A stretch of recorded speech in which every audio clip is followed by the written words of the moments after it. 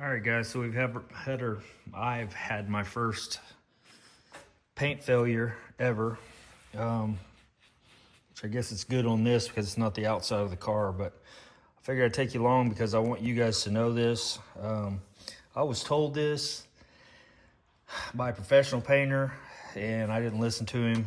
I listened to the piece sheet here, which is the guide, and I thought, well, I'll be fine. It's only been like 3 days since I shot this, so I'm in my window. So right here it says, epoxy does not need to be sanded if primed within 7 days. Epoxy can be recoated up to 14 days without sanding. It says here again, it says you don't have to sand it if you're gonna put body filler on it, if you do it within that 7-day window. Everybody seems to have a 7-day window that they say you're safe. This is for the epoxy primer that I put down underneath my paint. Tells you here, 80 grit it, clean it, the whole deal, before you spray your epoxy. But then after, within that 7-day window, you can top coat it. So here's the problem. So when I painted all this, I scuffed all this with 600, scuffed all this was 600. This still looked like this, but it was only 3 days later. So I'm like, okay, it's still good to go. Well, you can see there, it's not good to go. It ripped the whole freaking chunk of paint straight off the epoxy. And so I didn't scuff that area because it was within that 7-day window. It says you don't have to. Well, I'm gonna tell you, I would, from now on, I'm always going to. This is how I learn, making mistakes is how I learn my lessons. Luckily, it was a mistake on this, and I could fix it, no big deal. It is a big deal because it was a lot of work to do this, and a lot of tape, and a lot of paper, and a lot of plastic, and all this stuff, but I learned something here, so I'm paying for my lesson. So I've taken tape here, and I've went all the way down this, and just ripped and ripped and ripped, and you can see it ripped off here where I didn't come all the way down with the scuff. It's still a little bit shiny in there, if you can see that. You can see here it's scuffed. This didn't pull off. So everywhere that I didn't scuff this, the paint ripped right off, which I scuffed all of this. Basically what I'm doing is this right here, and then just ripping it off real fast like that. Then I look at my tape and see, is there anything on it? Well, this right here was from down here, but it's not ripping anything off this because I scuffed all that with I think I went red Scotch-Brite up to a certain point, and then I went gray Scotch-Brite all the way to the top because that's over clear coat basically. So I just scuffed the clear coat, so that's not peeling off. Anything that was over the epoxy though, that I just left like this, it was not everything, but like I said, I scuffed this 600. I can't remember if I scuffed this or not. I don't think I did. I've tried to rip that off. It's not ripping off. But literally what I'm gonna have to do is either redo all of it, or since this seems to be staying, maybe redo from the front, from maybe this line up, or I don't know. But definitely need to do the sides all the way down because they're trying to pull up from the edge, as you can see there. And you can see where I scuffed it, but that was 600 grit, and I probably didn't scuff it that great down here because I was going to Raptor line that, and I was going to spray Raptor liner right over top of this because I was within the window. Now I was fixing to do this all yesterday, changed my paper, did everything. I'm like, all right, I'm gonna shoot my Raptor liner. Figured out that I don't have the activator for the Raptor liner, so I had to order that.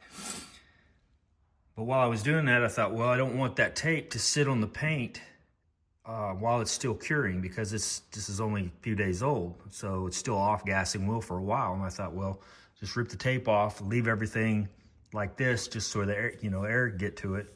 That way I don't have any, paint failures because of the tape, basically. So when I went to rip that off, literally, it was just a 1-inch piece of tape, or 3/4 inch, whatever it is, and it ripped that whole chunk out of that. And you still see it's shiny. That's because, I mean, it's the same as this. That's because I didn't tooth it, because it said it's in the 7-day window. So take it from me, learn from me. I was already told this and I didn't listen, and sorry, I should have listened and I wouldn't be having this problem. But a lot of times you have to screw up in order for it to sink in good. So don't trust that window. I mean, man, I think I'm always going to scuff everything, even if I shoot. I mean, unless I shoot it that day and then whatever. But you can't do that with SPI. You can't do that with most epoxies. You got to let it cure out for at least 24 hours. And maybe it's still good within 24 hours, but somewhere between 24 and 36 hours, at least for me, it's not good. So that sucks. I haven't even gone to the other side yet. I've got to go to the other side and start shredding it and seeing what all pulls off. That sucks because it turned out so nice. And now I either got to restrip it all the way down and use all the paper and all the stuff and retape, remask, redo everything. So anyway, big failure for me. Small compared to some people. If this had been the whole car, can you imagine? Can you imagine? If you know, this is how people go to the car washes and they wash their car for the first time and a big chunk comes off their paint and they're like, what the hell? Prep. It's prep.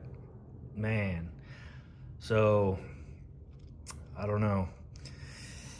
That's, I almost feel like I need to Scotch-Brite everything and sand it like 600 or whatever, but just for the little nooks and crannies that didn't get 600'd, because I think that's what happened in some of these areas where I come down here and it's trying to peel off. It ripped off. So anyway, I'm a bit depressed, disappointed, kicking myself in the butt because, golly, it's just been a lot of work. And I'm down at the end and I'm like, okay, finally getting close. All right. And here we are. And so now I get to probably strip this and start over, or at least start over with the paint and the clear, which luckily I bought a pint of paint, which made me have a quart of paint. And that's going to be enough to probably redo this. And then I've still got enough of my clear coat, I think, to maybe. Anyway, golly.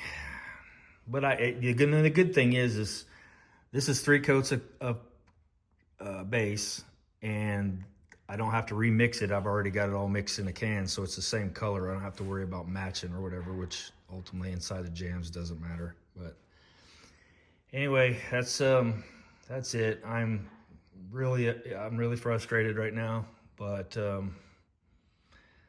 it's a good lesson. I mean, and I hope that you guys will pick that up, because I know a lot of guys are like, oh, I got the 7-day window. I've heard people say it so many times. It's like, yeah, that's exactly what the product sheet says, exactly what it says.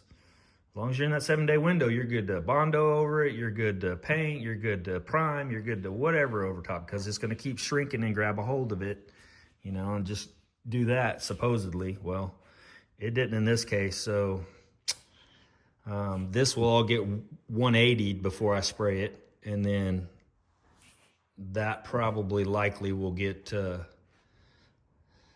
400 and then 600, but 400 with the Scotch-Brite. I say 400. Red Scotch-Brite is the equivalent of like 400, and I think gray Scotch-Brite is the equivalent of 600 or 800. Don't quote me on that, but it's somewhere close to that. Anyway, this all seems to be good, so I'll leave that alone. And just work on the stuff that keeps ripping off. For sure, take all that off and redo it.